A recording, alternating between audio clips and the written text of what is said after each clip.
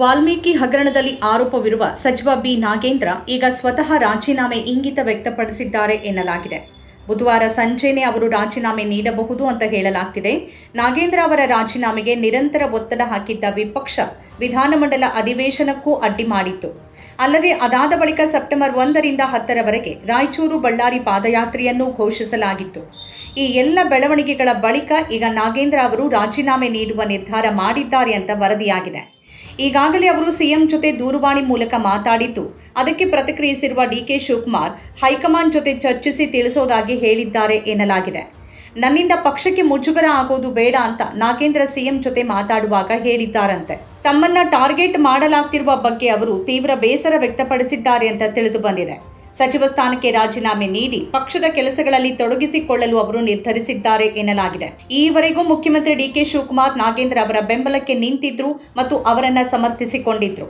ನಾಗೇಂದ್ರ ರಾಜೀನಾಮೆಗೆ ವಿಪಕ್ಷಗಳು ವಿಧಾನಸಭೆ ಕಲಾಪದಲ್ಲಿ ಪ್ರತಿಭಟಿಸಿದಾಗ ಪ್ರತಿಪಕ್ಷ ನಾಯಕರನ್ನ ಗಲಭೆ ಸೃಷ್ಟಿ ಮಾಡೋರು ಅಂತ ಶಿವಕುಮಾರ್ ಕರೆದಿದ್ರು. ಆದರೆ ಬಹುಶಃ ಈಗ ಅವರು ಅಸಹಾಯಕರಾಗಿರುವಂತೆ ಕಾಣ್ತಿದೆ. ಇದಕ್ಕೆ ಮುಖ್ಯ ಕಾರಣ ವಾಲ್ಮೀಕಿ ಹಗರಣಕ್ಕೆ ಸಂಬಂಧಪಟ್ಟಂತೆ ಸಚಿವ ನಾಗೇಂದ್ರ ಅವರ ವಿರುದ್ಧ ಕಾನೂನು ಕ್ರಮ ಜರುಗಿಸಲು ರಾಜ್ಯಪಾಲರ ಅನುಮತಿ ಕೋರಿ ಸಿಬಿಐ ಪತ್ರ ಬರೆದಿರೋದು. ಪ್ರಾಸಿಕ್ಯೂಷನ್ಗೆ ಅನುಮತಿ ಕೇಳಿರುವ ಸಿಬಿಐ ಪತ್ರದ ಬಗ್ಗೆ ರಾಜ್ಯಪಾಲರು ಸರ್ಕಾರದ ಅಭಿಪ್ರಾಯ ಕೇಳಿದ್ದಾರೆ. ಇದರ ಬಗ್ಗೆ ಸಂಪುಟ ಸಭೆಯಲ್ಲಿ ಸರ್ಕಾರ ತೀರ್ಮಾನ ಕೈಗೊಳ್ಳಬೇಕಿದೆ ಮತ್ತು ಇದೇ ವಿಷಯ ಈಗ ಸರ್ಕಾರವನ್ನ ಇಕ್ಕಟ್ಟಿಗೆ ಸಿಲುಕಿಸಿದೆ. ಪ್ರಾಸಿಕ್ಯೂಷನ್ಗೆ ಅನುಮತಿ ನೀಡಲು ಸರ್ಕಾರ ಶಿಫಾರಸು ಮಾಡಿದ್ರೂ ಕಷ್ಟ, ಮಾಡದೇ ಇದ್ರೂ ಕಷ್ಟ ಅನ್ನುವಂತಾಗಿದೆ. ಅನುಮತಿ ನೀಡುವುದು ಸರ್ಕಾರಕ್ಕೆ ರಾಜಕೀಯವಾಗಿ ಮುಜುಗರ ತರಬಹುದಾದ ವಿಷಯವಾಗಿದೆ. ಆದರೆ ಪ್ರಾಸಿಕ್ಯೂಷನ್ಗೆ ಅನುಮತಿ ನೀಡದಂತೆ ಶಿಫಾರಸು ಮಾಡಿದ್ರೆ ಸಾಂವಿಧಾನಿಕ ಬಿಕ್ಕಟ್ಟಿನ ಪ್ರಶ್ನೆ ಎದುರಾಗಲಿದೆ. ಹೀಗಾಗಿ ಬಿಕ್ಕಟ್ಟು ಪರಿಹಾರಕ್ಕೆ ನಾಗೇಂದ್ರ ತಲೆದಂಡ ಅನಿವಾರ್ಯ ಅನ್ನೋ ಮಾತುಗಳಿವೆ. ಇದರ ನಡುವೆನೇ ಅವರ ರಾಜೀನಾಮೆಗೆ ವಿಪಕ್ಷಗಳು ಒತ್ತಡ ಹೇರಿದ್ದು ರಾಜಕೀಯವಾಗಿ ಅದನ್ನ ದೊಡ್ಡ ವಿಷಯವಾಗಿಸಿವೆ. ಮತ್ತೊಂದು ಕಡೆ ನಾಗೇಂದ್ರ ವಿಷಯದಲ್ಲಿ ಕಾಂಗ್ರೆಸ್ ಪಕ್ಷದೊಳಗೆ ಅಸಮಾಧಾನ ಇದೆ ಎನ್ನಲಾಗಿದೆ. ವಾಲ್ಮೀಕಿ ಹಗರಣದಲ್ಲಿ ಆರೋಪ ಇದ್ದಾಗಲೂ ಕ್ಯಾಬಿನೆಟ್ಗೆ ಸೇರಿಸಿಕೊಂಡು ಅದನ್ನ ಸಮರ್ಥನೆ ಮಾಡಿಕೊಂಡಿರೋದು ಪಕ್ಷದೊಳಗೂ ಅಸಮಾಧಾನ ಉಂಟು ಮಾಡಿದೆ.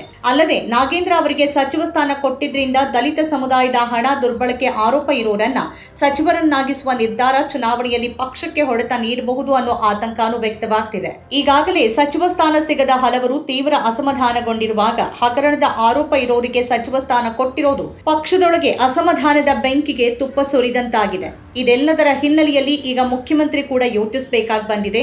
ಆದರೆ ಈಗ ರಾಜೀನಾಮೆಗೆ ಸ್ವತಃ ನಾಗೇಂದ್ರ ಅವರು ನಿರ್ಧಾರ ಮಾಡಿರೋದು ಪಕ್ಷವನ್ನ ಒಂದು ರೀತಿಯ ಧರ್ಮ ಸಂಕಟದಿಂದ ಪಾರು ಮಾಡಲಿದೆ ಅನ್ನೋದಕ್ಕಿಂತ ಹೆಚ್ಚಾಗಿ ಸಂಪುಟ ರಚನೆಯಾದ ಕೆಲವೇ ದಿನಗಳಲ್ಲಿ ಸಚಿವರೊಬ್ಬರು ಹಗರಣದ ಆರೋಪದ ಕಾರಣಕ್ಕೆ ಮತ್ತೆ ರಾಜೀನಾಮೆ ಕೊಡಬೇಕಾದ ಸ್ಥಿತಿ ಪಕ್ಷವನ್ನ ತೀವ್ರ ಮುಜುಗರಕ್ಕೆ ತಳ್ಳಲಿದೆ. ನಾಗೇಂದ್ರ ರಾಜೀನಾಮೆ ಇಂಗಿತದ ಬಗ್ಗೆ ಪಕ್ಷ ಏನ್ ನಿರ್ಧಾರ ತೆಗೆದುಕೊಳ್ಳುತ್ತೆ ಅನ್ನೋದನ್ನ ನೋಡಬೇಕಿದೆ. ನಮ್ಮ ಕಾರ್ಯಕ್ರಮಗಳನ್ನ ನೀವು ನೋಡ್ತಾ ಇದ್ರೆ ನಮ್ಮ ಚಾನೆಲ್ ಅನ್ನ ಸಬ್ಸ್ಕ್ರೈಬ್ ಮಾಡಿ, ಪಕ್ಕದ ಬೆಲ್ ಐಕಾನ್ ಒತ್ತಿ ನಮ್ಮನ್ನ ಬೆಂಬಲಿಸಿ.